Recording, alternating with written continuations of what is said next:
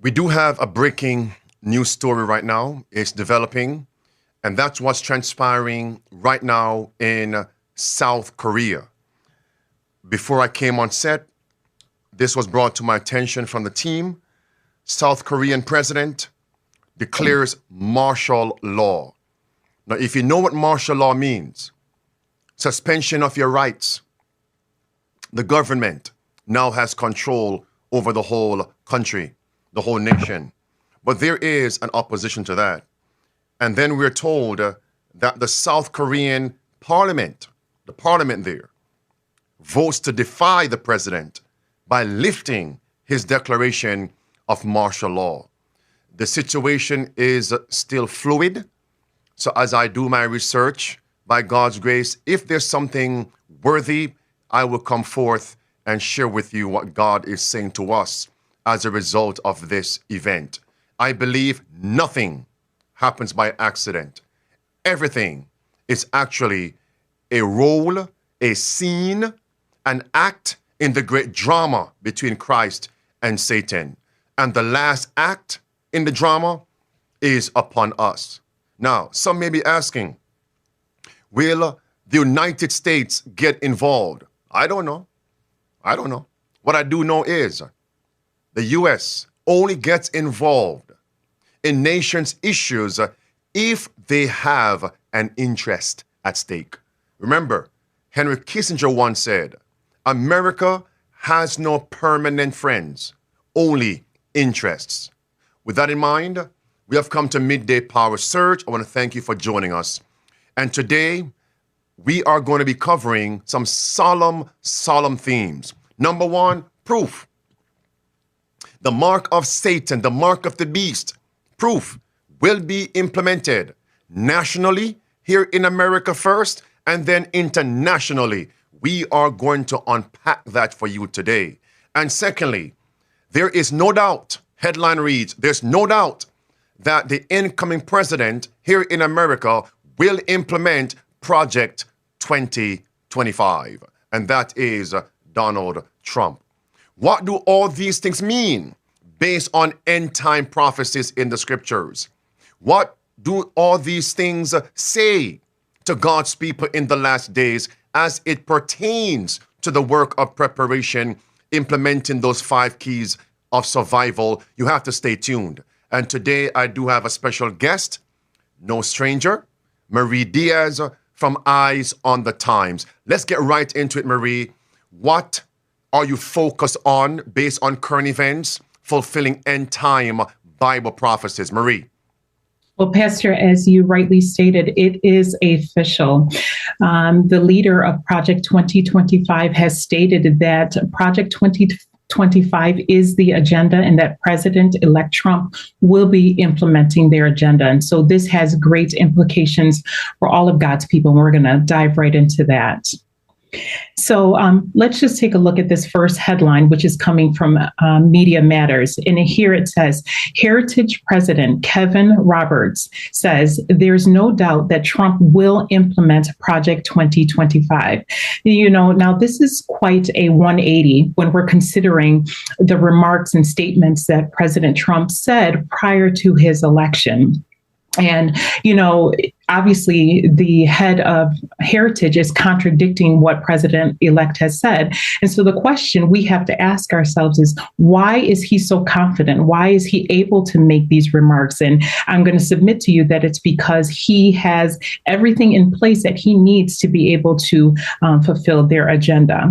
And so in order for us, again, to be able to understand the significance of what we're covering today, I think it's important for us to break down into great detail what the Heritage Foundation think tank, what they actually do in order for them to be able to move forward with their agenda. So we're going to take a look at several clips, and we're going to, give some brief commentary in between each clip. So let's take a listen to this first clip here. Here it is. Clip on. We're a public policy organization, so like other think tanks, we research policies. We work on every policy issue in the United States and also have a significant international presence. There are about 350 full-time employees. We're the largest conservative think tank in the world, best as I can tell. We don't exist to be the largest, but we've become that over the last 50 years because in addition to doing research, what makes us distinctive is that we also advocate for it. And so in Washington, we have a team of lobbyists who go and advocate for good legislation and work against bad legislation. So rather than the sort of quasi-university approach of most think tanks, there's a component to our work which is really focused on action. In fact, we have a sister organization which I also lead called Heritage Action. That's a whole lot in that one remark. Marie. Yes. And so a couple of things that I want to underscore, which he mentioned in the clip there, is the fact that their think tank, they craft policies, right? And the purpose of crafting these policies, obviously, is because they want to implement them. And he went on to say what makes the distinction between his think tank and other think tanks is the fact that they advocate the legislation of their policies. And so, of course, as we go through this presentation, you're going to see why that is significant. The other thing that we want to mention here is that their focus isn't solely on the federal level, but they're also going to help to implement policies through the state legislators as well. And so let's take a listen to the next clip where he's going to underscore this. Before we go there, once I heard that clip, he just stated that they are the largest think tank, not only in America, internationally. Let that sink in. So whatever their policy is, whatever their goal is, it's not only for America, it's for the whole world. So let's say, before we prove it, that they want to join church and state in America. What is their agenda internationally? Join church and state. Let's say they want to implement Sunday worship by law in America, Sunday rest by law in America. What is the agenda globally? Sunday rest. This is the largest think tank, the largest policy-making organization on the top side of the earth. Why aren't we focused on this organization? Why not? And remember, for the mark of Satan to be implemented, the mark of the beast, it's coming through policy-making, legislation. That's how it's coming. And that's why we have proof. The mark of Satan, the mark of the beast, is going to be implemented nationally and internationally. And he's on record stating Sunday rest, Sunday worship by law. That means the organization supersedes presidents and prime ministers. Think about that. They are the engine in the nations, the engine in global nations. Policy-making organization, Heritage. What a name. What a name. And this man is on record contradicting the president. I wonder, what if other people would be on record publicly contradicting the president and they're actually under the umbrella of the president? What would happen to such persons? Mercy. Think about that, Marie. Over a plethora of time, he's on, not once, he's on record contradicting the president and the president-elect. Here it is, clip 2. Second point of distinction is that in addition to the work we do at the federal level, we also have a lot of activity in state capitals and state legislatures. And so what we're trying to do is, in the United States, revitalize federalism so that more policy action is coming from the states, making Washington less important. Marie, before you go, let Sure. me add on that point. I mean, what if I am an employee of a company and the CEO makes a statement publicly, and over again, when I'm interviewed in the public, I contradict that CEO? What would the CEO do to me? Get rid of you. If the CEO doesn't do anything, so who is in charge? Well, let that sink in. Murray, go ahead. You're right. Well, it goes to show that, obviously he has his own agenda in mind, regardless to what the president is saying. And this is what I think we want to emphasize here in this presentation. So again, now we just want to reiterate what he just said in that clip that was just played. He talked about the fact that they are moving aggressively on the state and the local levels. Now, this is significant because we are already seeing the effects of what they've done through this think tank to have its effect in some of the legislation that has been coming out from some of the local governors and the legislators, like I said, on the state level. More namely, we're talking about the fact that they just recently introduced, commandments and placing Bibles back into school, and they're incorporating religion into the curriculum. And Pastor, you've done several presentations where we've been able to show that there is a direct link between Project 2025 and some of these governors who are introducing these religious laws. And so the other point that I wanted to bring out, when we're discussing this idea of them working through the states, is the fact that Jonathan Berry, who has been working hand in hand with Project 2025, in fact, he wrote the labor standard portion of the Project 2025. And he states that in that they want to be able to legislate Sunday rest laws, Sabbath laws, and that they aren't looking to implement it at the federal level, but at the state level. And so again, this is important for us to bear in mind as we're looking at this through the lens of prophecy, to see how the Sunday law movement is going to gain its footing. It's not going to happen at the federal level. We saw this take place also with the introduction of same-sex union laws, right? It happened state by state. And once it had gone into a majority of the states, then they were able to legislate it at the federal level. And so this is why it's important for us to keep our eyes on the movements that are taking place at the local levels, because I believe this is where, the grassroots, and if you really think about it, right, grassroots movements don't tend to go straight to the federal government. It starts at the local levels, right? And it makes its way through the mayors and to the governors, and then eventually on the state level, and then you get to the federal government. So I think it's important as a people that we're looking at what's happening on the state levels. And so now we're going to move on to another point. And Pastor, you touched on it briefly, and you talked about the fact that this movement isn't exclusive to the United States. And it's unfortunate that I think that we've kind of looked at it as an isolated incident or an isolated movement here in the United States. But he's going to elaborate a little bit more on that point. And so we're going to take a look at this next video clip, and where he mentions how they're making inroads in other areas of the world. So let's take a listen. Clip 3.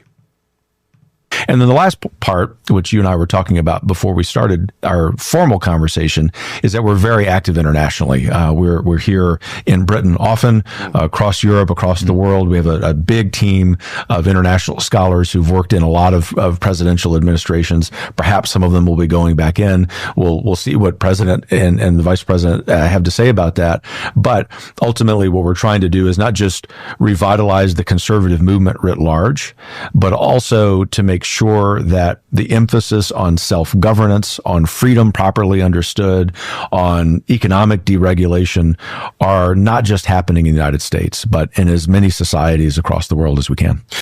That's a whole lot right there. Marie. Right. And so, he just said it, that this is a global effort. And so I'm hoping that as we're listening to these things, it'll help us to wake up to really see just that the Sunday law movement is making its way on in darkness, and that, it's on foot. Now, I want to chime in here. 3 things he mentioned. He said the conservative movement. And many people who are not familiar with his previous statements would take that to mean Heritage Foundation, Kevin Roberts, and Project 2025 mandate for leadership is simply connected to the conservative wing of politics. But if you recall, he was on an interview and he actually stated whether it was the donkey party who won or the elephant party, it does not matter, because when it comes onto policy making in America, they, elephant donkey, have to come to us. That's startling right there. So when you go overseas, it's the same template. Number 2, he mentioned about economics. Do you realize how he blended both? He's talking about conservative movement, religion, and the government overseeing religion in America, and then he mentioned economics. That is the mark of the beast, template and system. You can't buy or sell except you worship falsely. And lastly, I want to get your point on this, because in this clip he mentioned that we are for freedom. If someone were to retort and say, well, it's right, he just said he wants freedom for everybody, what would you say? Of course, they tell you that they want freedom for everyone, but it's freedom as long as you're abiding by what they say is right, how they say that you ought to worship. And of course, we have to look at everything through the lens of the Bible and the spirit of prophecy to see where these things are tending. And so that's how I would address that. You may move on. Yes. And so now we're going to move forward here. And of course, based solely on what we've presented thus far, we're not really able to see how Project 2025 is going to be able to implement their policies. We're going to take a look at this next article, which I think gives us a little bit more insight as to how they're going to be able to do this. This article is coming from The Independent. It says, Trump's cabinet is filling up with Project 2025's authors, despite him saying that he has no idea what it is.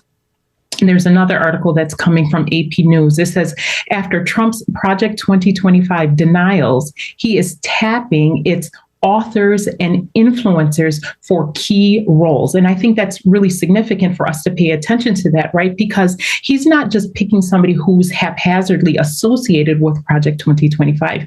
He's picking individuals who are steeped into this agenda, into this plan. And we're going to see that, like I said, as we're moving forward in this presentation. And also, of course, the individuals that he's picked, they've done their due diligence. And so they know how to navigate the legal system. And since we're talking about these key figures, I think it's important for us to go back to Kevin Roberts to see what he has to say about the individuals that are being selected to fill Trump's cabinet. And I also want you to listen to what he has to say about who in particular we as individuals should pay attention to. So let's take a listen to that. Here it is. Okay. And so of these other nominations, who are you most excited about? Russ Vought, John Ratcliffe, Pete Hoekstra. What can you tell me about? Man, you're wanting me to pick winners and losers. Well, yes. No, you don't. They're all winners. They're all winners. They're all winners. But who should listeners keep their eye on? Russ Vought, for sure. Okay, and why is that? Both because of who he is, as well as the position he has. And his position is? He's director, has been appointed to be director of the Office of Management and Budget, which sounds really boring. And if you don't like numbers, maybe it is. But this was a position that Russ had in the first Trump term. And it's an important position regardless of who occupies it, because basically that director and his or her staff can have their fingers in all aspects of the federal budget. And so if you've been elected, as Trump and Vance have, in part to rein in the expansive growth of the federal government, that position's important. And the second thing is Russ who's probably our closest collaborator on Project 2025 outside of Heritage, and he's a Heritage alumnus. Mm-hmm. Right. Startling, right? So if I had an agenda that I was attempting to, propel in the government, right? And I'm telling you, you should pay attention to this individual. I think it behooves all of us to pay attention to this particular individual, right? And so let's break this down a little bit, some of the points that he discussed. He said that we should pay attention to who he is and the position that he has. Now, if we were just to take that at surface value and solely, you would know that the position that he has is one of authority and one that can affect change throughout the entire administration. And one of the reasons why he's saying that this position is so important is because he holds the controls, the purse strings of the administration, right? And so if you don't want exactly the money, so if you don't want a particular agency or something in the government to function, you just reduce the amount of money that's being given to this particular agency. And so he has immense power through this particular Office of Management and Budget. But I think there's also some other points that's really important for us to emphasize here. And we're going to play one other clip. And I think this next clip really encapsulates the job or the position, the director of Office of Management and Budget. And so let's just take a listen to that. And I think it'll give us a better idea of what this office and its purposes are. Okay, here it is. Parties. OMB is really a government in miniature. Every agency, every function of government is represented in one building with a career staff of roughly 400 to 450 people, and then a political staff that comes in with each administration. The breadth of that reach really spans all aspects of policy, budgeting, and management. And important policy, budgeting, and management in one office. Exactly. You said it. You said it, Pastor, right? And he also said it's government in miniature. And so I was trying to figure out exactly where he kind of ranks in the government. And so I did some research. And so from what I've gathered, so there's the president, the vice president, then it's chief of staff, and then there's the OMB office. So he's in a really, really powerful position. Yeah, so he's fourth in command, right?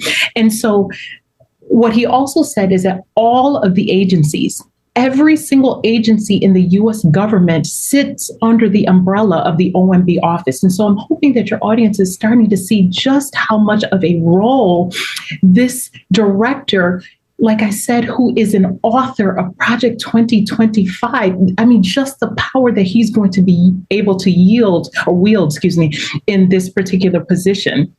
And now I'm just going to read, I didn't give Pastor any slides for this, but I'm just going to read a couple of points in my research that I was able to find that gives us kind of illustrates a little bit better the breadth, of this position. It says allocating resources.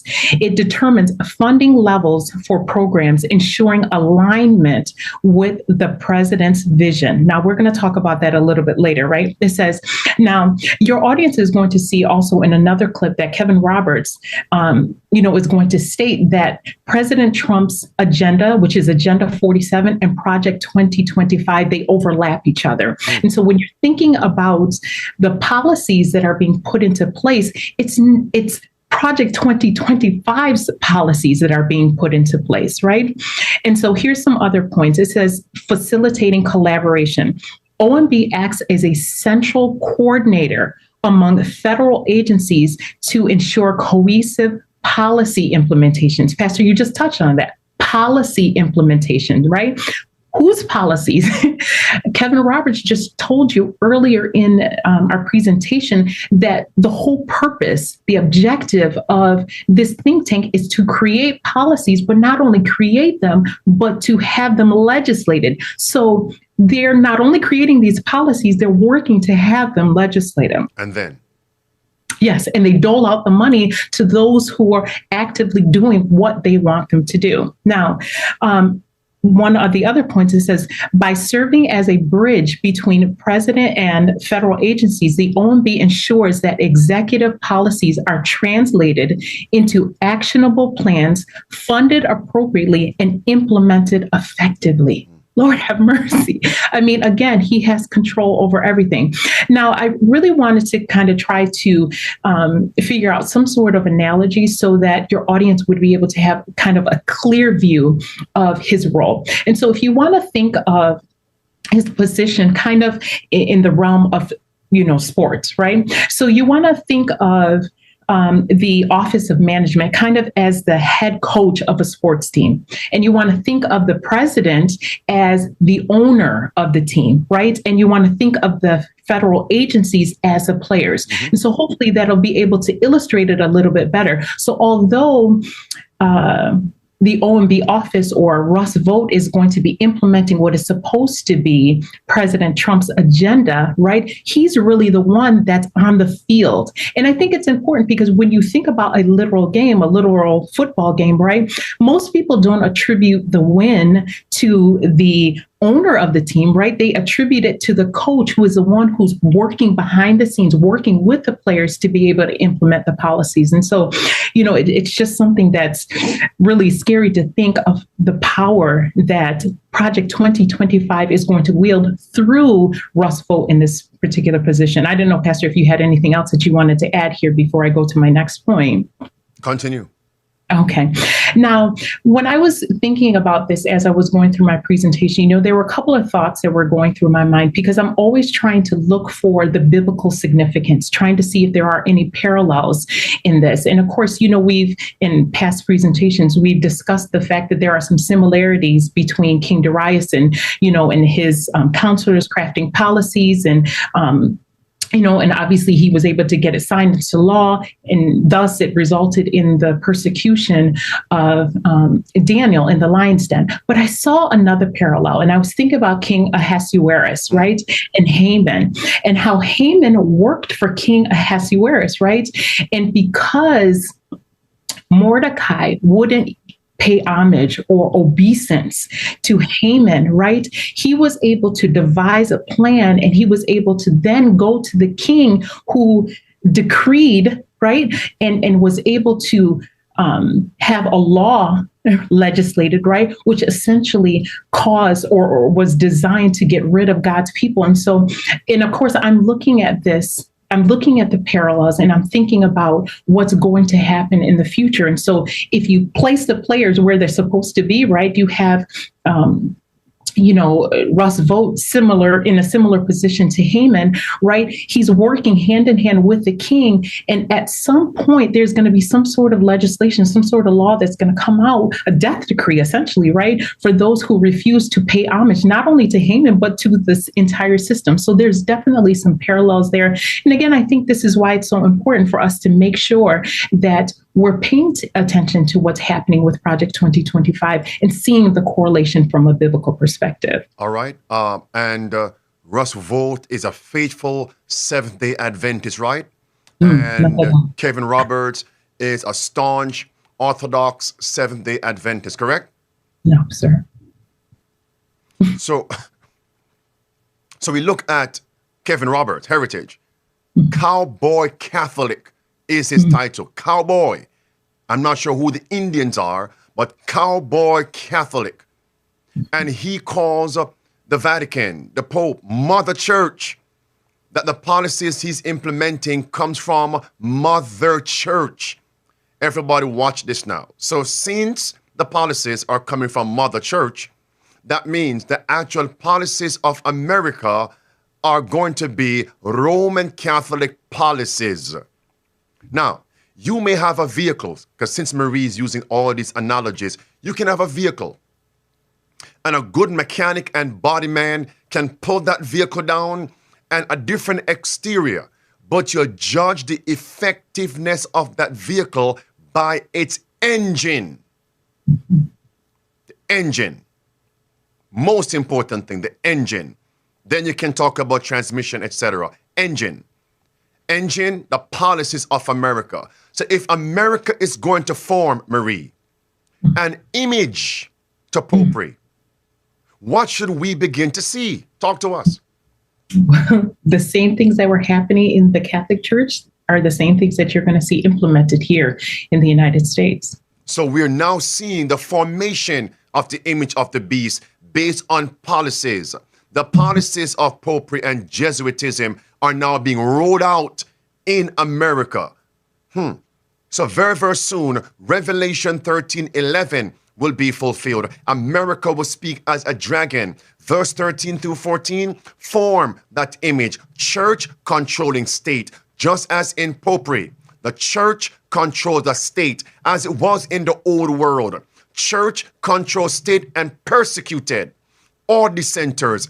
And the Bible says it's going to happen in America. Inspiration says Roman Catholic principles will be taken under the care and protection of the United States of America.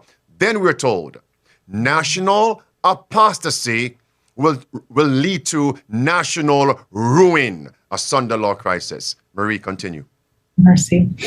So we're going to play another clip. And in this clip, the host and Kevin Roberts are going to discuss, again, the importance of this role that Russ Vought is going to fill. And he's going to tell us that this particular role they're going to utilize it to be able to affect radical change in the U.S. government. And so let's just take a listen to what he has to say. Radical and aggressive. They love these synonyms. And America will speak as a dragon. Radical, aggressive. Here it is. So one of those names was Russell Vought, who I think it was announced yesterday is going to be in charge of the Office of Management and Budget, the OMB, as part of the new Trump administration. This was the actual agency that he was writing about in his section of Project 2025, which he was one of the authors of, talking about how it can be used to deliver much more radical change. So in some very direct senses, Project 2025 is happening, no matter what anyone says. Russ is the greatest living conservative expert on the Office of Management and Budget. Not only did he write that chapter in Mandate for Leadership, he also served in that capacity in the last Trump term. And so if there's anyone who understands how you legally, appropriately, and aggressively use the Office of Management and Budget to do the will of the American people rather than the will of Washington elites, it's Russ Vought. A lot maybe of the Project 2025 agenda may now actually happen no matter what the candidate, as then was saying. Is that fair? It is fair, and there's no doubt that will happen. I don't mean that with any disrespect to President Trump, whom he knows, who is a friend, but just to say there is so much overlap between President Trump's official campaign platform, Agenda 47, and the policies in Project 2025. That's what I mean when I said that it's sort of boring in one sense, because it's not newsworthy that the Republican candidate for president would be saying many, if not most, of the same things that the conservative movement itself would be saying. Mercy. That is not the crescendo. I don't know what a crescendo is, Marie. I don't know. What arrogance, right? Bold-faced, braggadocious. I mean, he calls President Trump a friend. And unfortunately, I mean, no disrespect to President Trump-elect Trump, but it's as if they're using him as a pawn, to forward their agenda. And, for those of us that want to see it, you'll be able to see it, and I just want to, again, underscore the fact that he says that there is no doubt. He just said it, Pastor, I don't know if you want to play it again. He said there's no doubt Project 2025 will happen. And so what is that? Is happening. Yes. Is happening, whether anyone, whatever people say. And when Kevin Roberts chimed in, did he say, no, hold on there, it's not happening? He just moved along. Here it is. Maybe someone missed it. Here it is. So one of those names was Russell Vought, who I think it was announced yesterday is going to be in charge of the Office of Management and Budget, the OMB, as part of the new Trump administration. This was the actual agency that he was writing about in his section of Project 2025, which he was one of the authors of, talking about how it can be used to deliver much more radical change. So in some very direct senses, Project 2025 is happening, no matter what anyone says. Russ is the greatest living conservative expert on the Office of Management. Mercy, right?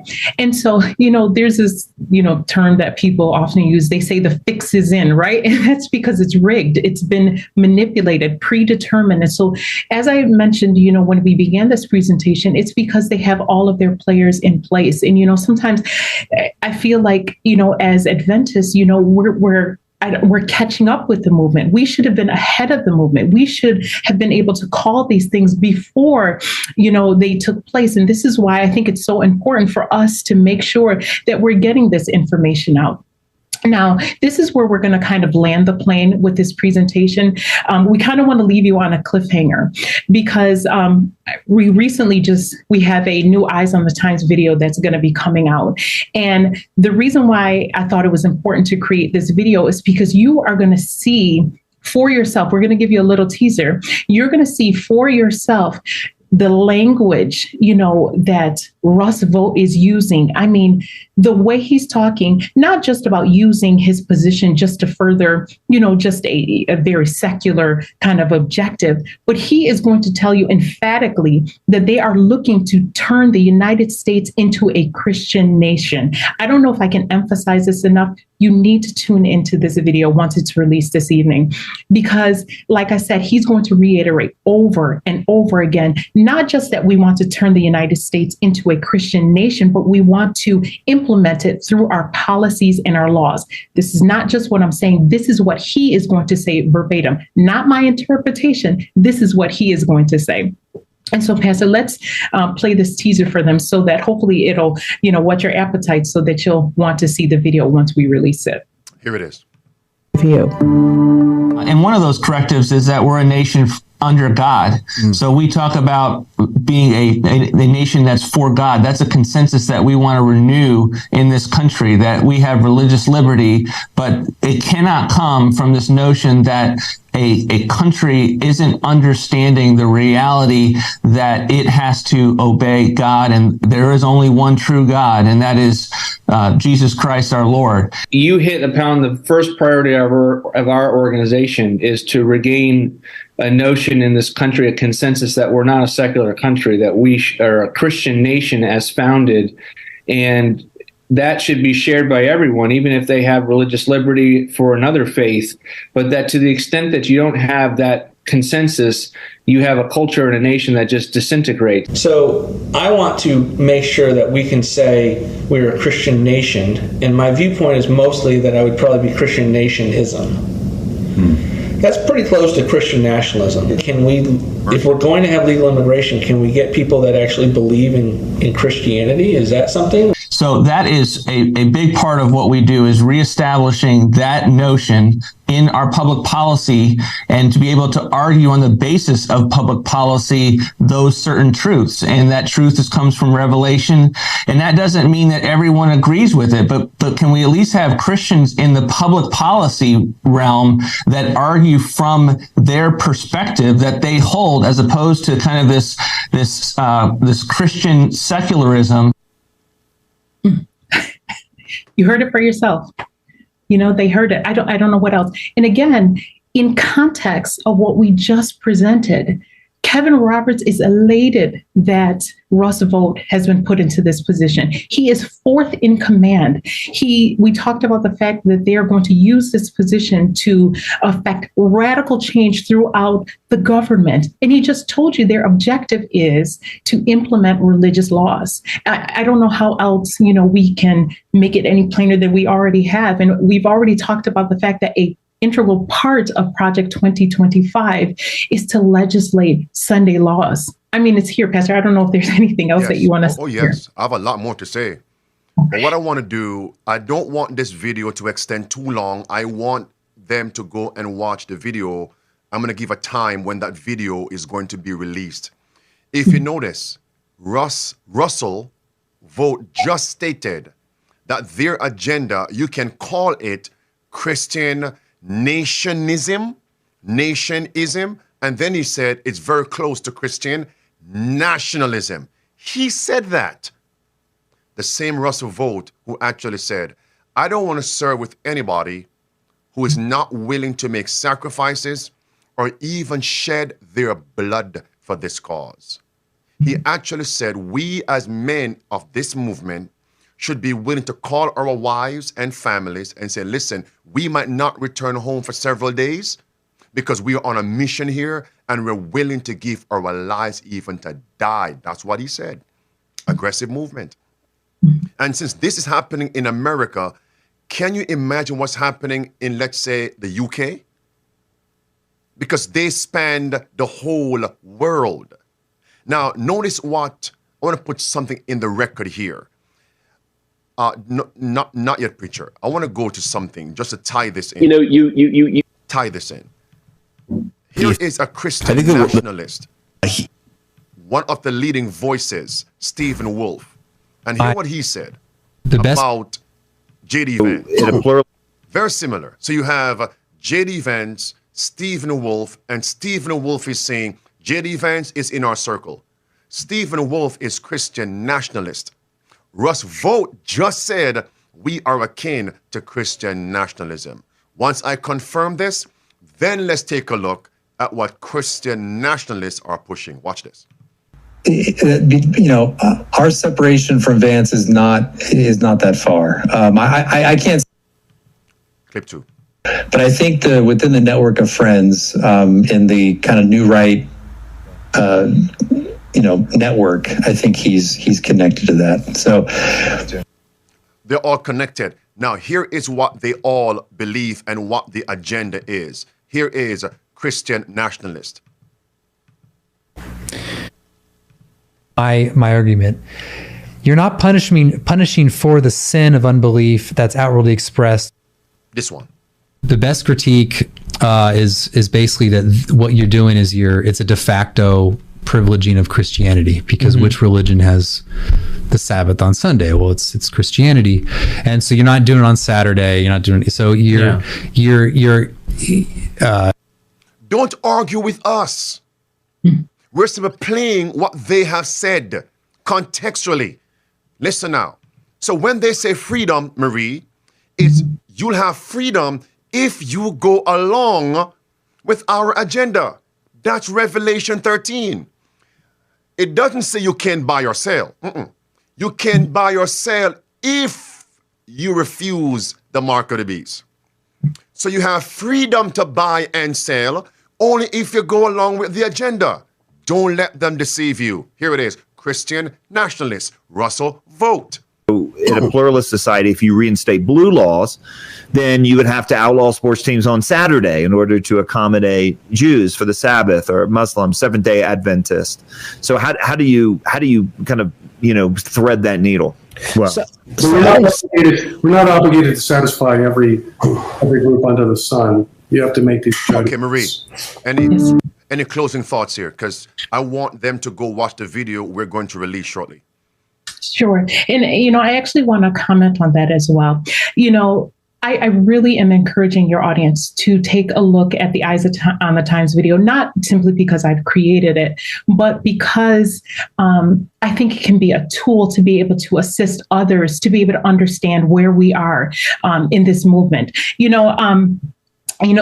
The Eyes on the Times videos are actually really personal to me. And the reason why it's really personal is because, little testimony, when I converted to Adventism, some 10 plus years ago, it was because somebody created a video.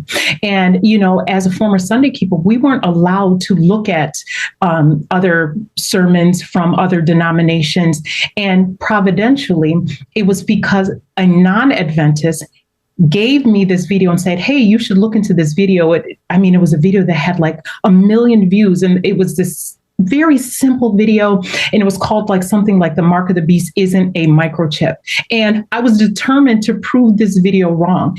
And it was that video that precipitated my walk, my conversion to Adventism. So like I said, this is why these videos are very personal to me, because there are some individuals that aren't going to listen to a lengthy sermon. They're not going to sit down and do a Bible study with you, and they can't fight with a video. And so, if you can, I'm asking you to please share it with others. But I did want to share another point, actually 2 quotes from the Spirit of Prophecy, just to kind of give this a boost. It says in The Great Controversy, page 605, paragraph 3, she says, heretofore, those who have presented the truth of the third angel's message have often been regarded as mere alarmists. Their predictions that religious intolerance would gain control in the United States that the church and state would unite to persecute those who keep the commandments of God have been pronounced groundless and absurd. It has been confidently declared that this land could never become more than what it has been, the defender of religious freedom. But, and this is why it's so important to present these things, she says, but as the question of enforcing Sunday observance is widely agitated, this is what we're seeing now. She says, the event so long doubted, disbelieved is seen to be approaching, and the third message will produce an effect which it could not have had before. So we've been preaching this message for years, right? And people are like, yes, I hear you. But it's because the agitations weren't as such to be able to give the message impetus. And so when you're sharing these messages, when you're showing how Bible is being fulfilled, this is what's going to give that third message impetus. But like I said, I also wanted to share one other quote from Christ's Object Lesson. And this is something that I hold very near and dear to my heart, because sometimes you're sharing these truths with your friends, your family members, and it seems that it's not, you haven't seen their conversion. They're not accepting the message. I want you to take this to heart. She says, speaking of the word, the good seed may for a time lie unnoticed in a cold, selfish, worldly heart, giving no evidence that it has taken root. But afterward, as the Spirit of God breathes on the soul, the hidden seed springs up and at last bears fruit to the glory of God. It is our life work. In our life work, we know not which shall prosper, this or that. This is not a question for us to settle. We are to do our work and leave the result with God. And I believe that, right? I believe that if you plant the seed, God will water, God will give it sunshine. And at the appointed time, that seed will bear fruit. So I yield back to you, Pastor. In closing, if someone is going to doubt that statement in the book, Great Controversy, page 605, the scripture that is a nail in a sure place for what we're covering, the policy making, is Daniel chapter 8. And once you walk down and analyze, explain the symbols, verse 23 through verse 25 is the papacy. And verse number 24, his power shall be mighty, but not by his own power. He shall destroy wonderfully, prosper, and practice, destroy the mighty and holy people. How will he practice? How will he prosper? Verse 25, and through his policy also, he shall cause craft to prosper in his hand. What's the key word right there, Marie? Craft, policy shall prosper. Lord have mercy. That's it. The crafty policies. So you won't see the papacy in the front, like Jezebel behind the curtains, Herodias behind the curtains. But she's working through others based on crafty policies. So what we need to do now is look at what movement is the premier policy, crafting, policy,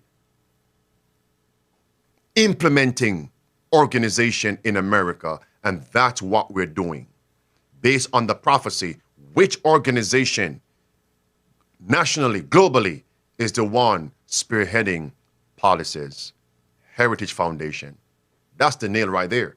And then we're told once you see that, the second coming of Christ is near, because then that papal power is going to regain power. My quotation, Marie, as you gave the statement from Christ's Object Lessons, my recent quote, which I have drawn much strength from, and I have pledged to God, I'm going to share it as frequently as possible, is Life Sketches, page 196.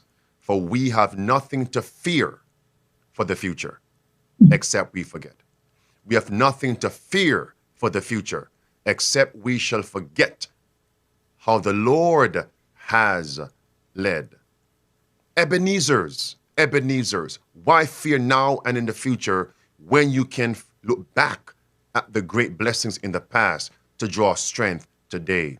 2 Corinthians chapter 4, verse 7 through verse 9. Marie, we're troubled on every side, but not distressed, perplexed, but not in despair, persecuted, not forsaken, cast down, not destroyed.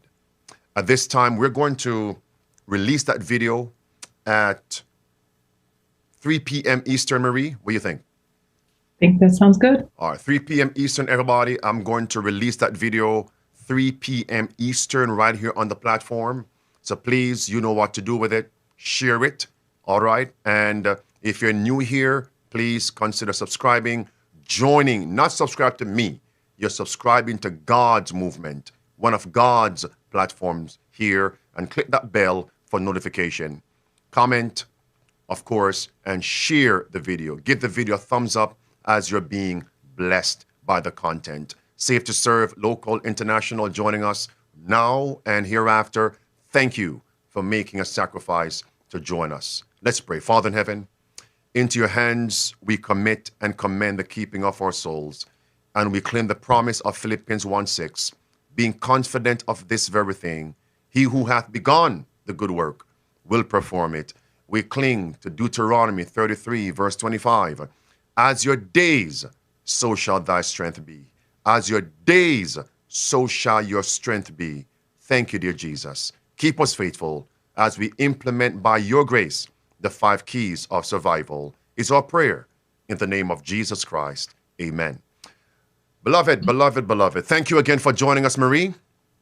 Thank you. All right, friends. By God's grace, stay tuned for that video at 3 p.m. I'll see you tomorrow at 12 noon Eastern for Midday Power Surge. Remain faithful, remain ready, get others ready. The protest, the Reformation continues.